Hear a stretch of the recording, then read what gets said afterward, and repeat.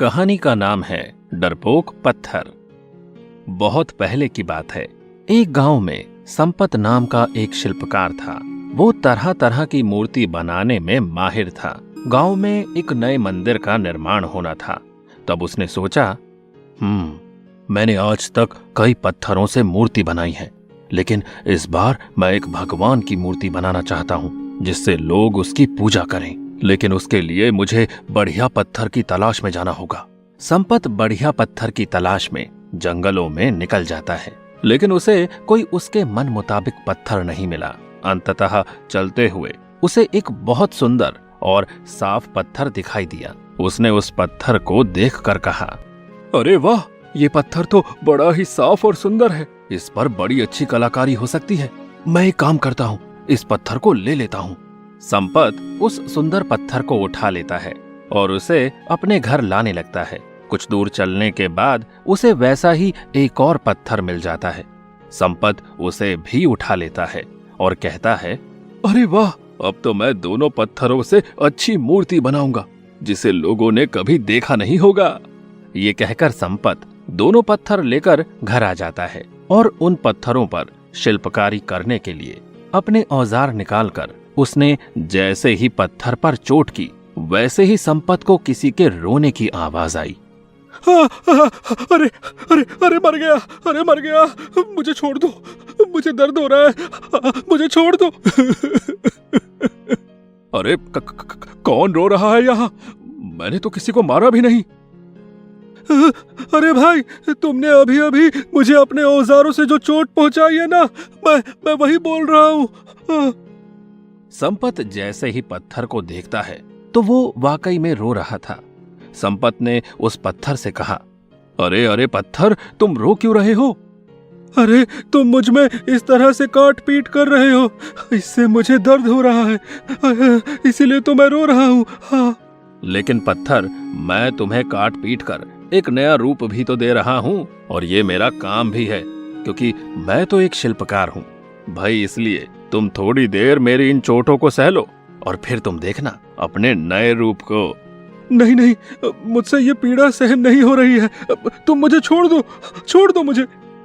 लेकिन पत्थर, मैं तुम्हें कैसे छोड़ सकता हूँ? अरे आखिर तुम्हें मैं कितनी मेहनत से यहाँ लाया हूँ।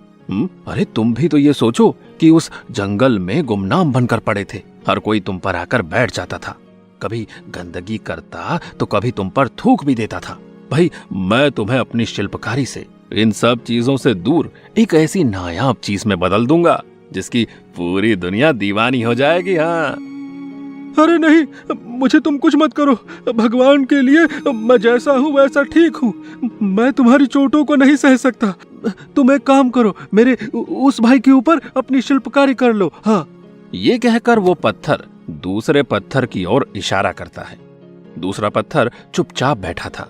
संपत ने उस दूसरे पत्थर से कहा, क्या तुम मेरे हथौड़े की चोट को सह सकते हो? डरोगे तो नहीं? दूसरा पत्थर तपाक से बोला, नहीं, मुझे तुम्हारे इस चोट का कोई डर नहीं, क्योंकि मैं एक पत्थर हूं। शायद भगवान ने मुझे इसीलिए बनाया है ताकि मैं किसी इंसान के काम आ सकूं।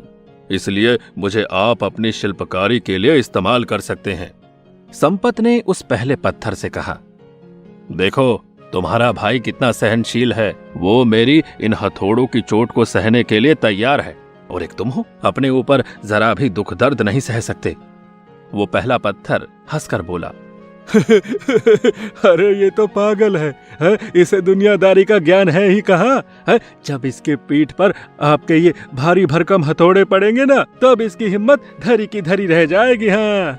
उस पहले पत्थर को हंसते देख दूसरा पत्थर चुप हो जाता है और संपत से कहता है, अरे आप उसकी बात मत सुनिए। आप मुझ पर अपनी शिल्पकारी कर सकते हैं, मैं उफ तक नहीं करूंगा। संपत ने लगातार दिन रात उस दूसरे पत्थर पर अपनी पूरी ताकत लगाकर उसे एक बहुत ही सुंदर भगवान की मूर्ति में बदल दिया। वो मूर्ति इतनी सुंदर थी कि उस पर से नजर नहीं हट रही थी, और वो पत्थर भी अपने आप को देखकर कहता है, अरे तुमने तो मेरा पूरा रूप ही बदल दिया। मुझे यकीन ही नहीं हो रहा है कि ये मैं हूँ। अरे तुमने अपने ऊपर आए कष्टों को सहा है, इसीलिए तो आज तुम्हें ये एक नायाब रूप मिला है। संपत भी अपनी शिल्पकारी देख बड़ा खुश था और अगली सुबह गांव के मुखिया जी और गांव के कुछ लोग संपत के घर आए और बोले, अरे संपत, हमने जो मंदिर के लिए मूर्ति बनवाने के लिए कहा था, क्या वो तैयार हो गई है? जी मुखिया जी, मैंने दिन रात एक करके आपकी मूर्ति को बना दिया है। आप यहीं रुकिए, मैं अभी लेकर आता। संपत अपने कमरे में जाता है और उस दूसरे पत्थर से बनी मूर्ति को लेकर आता है, जिसे देख मुखिया जी खुश होकर कहते हैं, अरे वाह संपत, तुमने तो मेरी सोच से ज्यादा अच्छी भगवान की मूर्ति बना दी। भाई मैं तुमसे बड़ा प्रसन्न हूँ। मैं तुम्हें इस काम के लिए मंदिर के उद्घाटन पर सम्मानित करूँगा। संपत मुखिया जी की ये बात सुनकर खुश होता है। तभी गांव के बूढ़े काका कहते हैं, अरे मुखिया जी, ये मूर्ति तो ले लिया आपने, लेकिन मंदिर में कोई पूजा पाठ करने आएगा या नारियल फोड़ने आएगा तो उसके लिए एक पत्थर और भी तो होना चाहिए ना। अरे हाँ, ये तो मैंने सोचा ही नहीं। अरे संपत, तुम्हारे पास कोई दूसरा पत्थर है क्या जो मंदिर में रखने योग्य हो? अरे हाँ, जी हाँ मुखिया जी, एक पत्थर है। आप यहीं रुकिए, मैं अभी लेकर आता हूँ।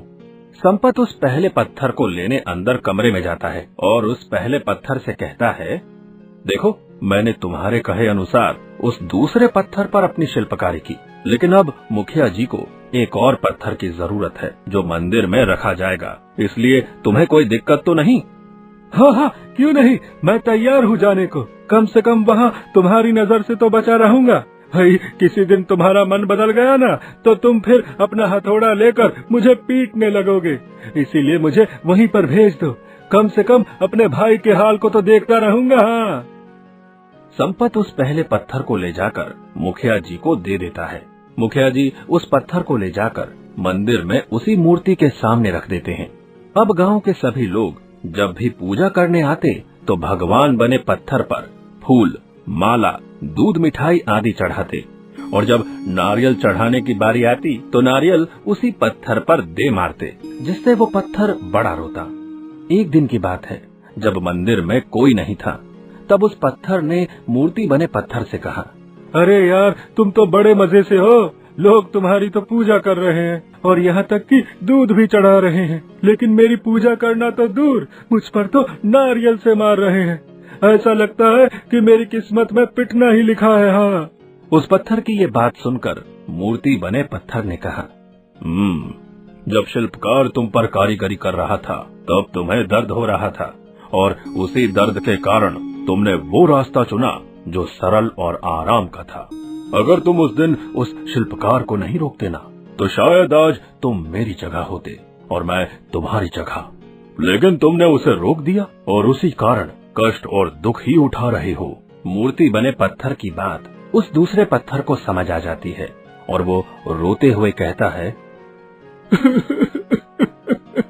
मैं तुम्हारी बात समझ गया और जान गया हूँ कि जो भी इंसान कठिन परिस्थिति में डर कर अपना रास्ता नहीं बदलता, वो हमेशा ही सम्मान पाता है, और जो डर के कारण अपना रास्ता बदल लेता है, उसे हमेशा ही कष्ट और दर्द भोगना ही पड़ता है।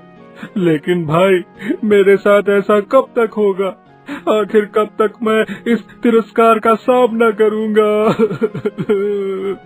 तब उस मूर्ति बने पत्थर ने बहुत बड़ी बात कही, जिसे आज अगर हम अपने जीवन में उतार ले तो शायद हम कभी भी दुखी ना हो। उसने कहा, देखो, अगर तुम्हारे अंदर सब्र करने की शक्ति है तो तुम्हें इस सवाल का जवाब जरूर मिल जाएगा, क्योंकि सब्र एक ऐसी सवारी है जो कभी भी अपने सवार को गिरने नहीं देती। उस दूसरे पत्थर ने उस मूर्ति बने पत्थर की बात मान ली और कुछ समय बाद उस मंदिर में चमत्कार होने लगे, और सभी लोग उस मंदिर में जब भी नारियल चढ़ाने आते तो वो उस नारियल के पानी को पत्थर के चारों ओर घुमाते और प्रसाद में जो भोग बचता उसे उसी पत्थर पर रखकर माथा भी टेकते और उसके भी पैर छूते।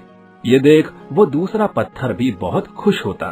दोस्तों, इस कहानी से हमें ये सीख मिलती है कि हमें कभी भी कठिन परिस्थितियों से घबराना नहीं चाहिए, बल्कि अपने ऊपर आ रही हर परेशानी को हंसते हंसते सहना चाहिए, क्योंकि दुख के बाद सुख आना तय है।